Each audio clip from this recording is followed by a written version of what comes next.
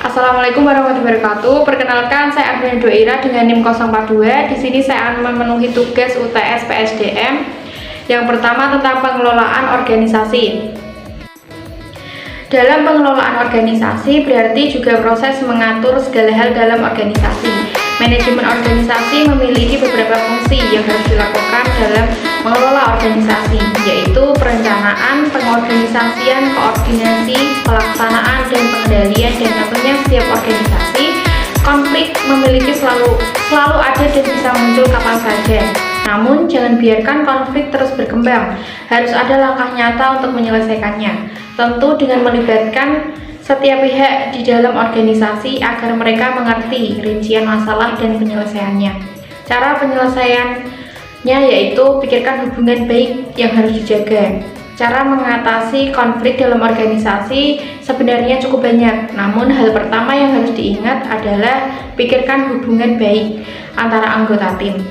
Ya, dalam pertumbuhan hubungan anggota tim pasti ada dampak baik yang dihasilkan. Namun saat konflik datang, akhirnya apa yang terjadi? Hubungan tersebut bisa hancur seketika, dari membenci hingga tidak lagi percaya pada individu tersebut dapat muncul. Namun sebelum perasaan buruk itu muncul, sebaiknya pikirkan hubungan baik yang harus dijaga. Jangan sampai hanya karena sebuah konflik yang bisa diselesaikan secara kekeluargaan malah merusak hubungan.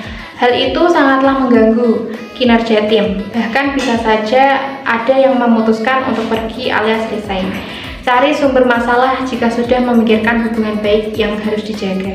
Jangan menunggu terlalu lama untuk mencari sumber masalah. Sumber masalah ini terkadang bisa saja muncul dari seseorang, namun bukan berarti bisa segera menuduh atau menyalahkannya. Semua pihak dalam organisasi harus memiliki visi dan misi yang sama, yakni sumber masalah bukan dari orang, tapi hal-hal di luar kendali. Cara berpikir ini membuat masalah tersebut muncul karena perbedaan perspektif, sehingga lebih mudah untuk diselesaikan dengan kepala dingin. Jangan menyalahkan orang lain, jangan sampai ada pihak yang menyalahkan orang lain. Jadikan konflik ini sebagai sebuah pembelajaran, bukan malah menuduh dan menyalahkan. Jika sikap menyalahkan ini dipertahankan, sekaligus ditunjukkan, sudah pasti hanya membawa konflik baru sehingga semakin mengancam perpecahan dalam organisasi. Sikap untuk tidak menyalahkan orang lain juga menjadi pertanda sikap dewasa yang harus dibangun di dalam organisasi. Pemikiran ini harus dimiliki setiap anggota tim agar membawa dampak positif secara menyeluruh. Yang selanjutnya, sering mendengar, sedikit berbicara. Ketika mulai membahas konflik yang terjadi, situasi chaos bisa muncul dengan cepat. Ada banyak pihak yang ingin menyampaikan pendapatnya, tapi sedikit yang mau mendengar. Itulah mengapa poin ini membahas sering mendengar, sedikit berbicara. Tidak dapat dipungkiri bahwa lebih banyak orang yang suka berbicara, tapi giliran diminta untuk mendengar malah tidak mau. Tentu saja itu adalah kebiasaan yang buruk. Sampaikan cara yang tepat mengenai bagaimana berdiskusi agar tidak ada lagi masalah baru dalam proses tersebut.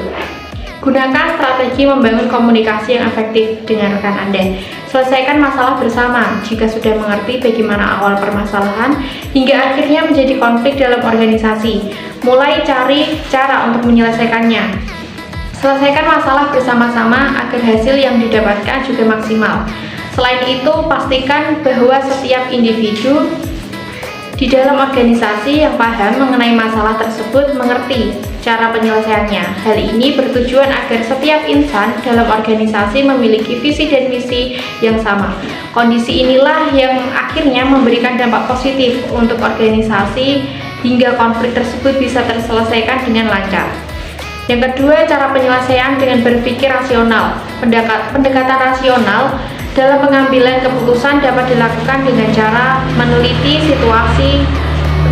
situasi. Tahap pertama adalah meneliti atau mendefinisikan problem.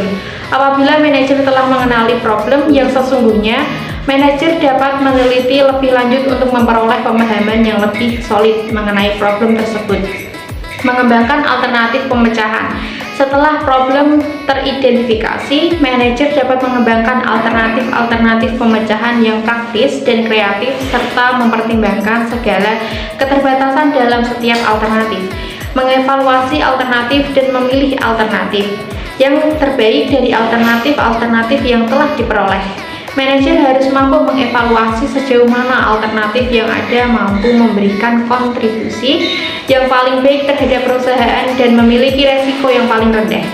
Implementasi. Selanjutnya, setelah mendapatkan alternatif terbaik, manajer tinggal melaksanakan alternatif tersebut. Proses pelaksanaan alternatif tersebut tentu dengan tetap memperhatikan segala resiko yang ditimbulkan. Follow up dan evaluasi. Langkah terakhir adalah monitoring dan evaluasi. Tahap ini dilakukan untuk memastikan bahwa pelaksanaan keputusan yang diambil telah mengenai sasaran dan tujuan yang ingin dicapai. Apabila dirasa keputusan yang diambil belum mencapai sasaran dan tujuan yang ingin dicapai, maka seorang manajer harus cepat tanggap dalam menyelesaikan problem dari keputusan yang diambil. Sekian dari saya, wabillahi taufiq wal hidayah. Wassalamualaikum warahmatullahi wabarakatuh.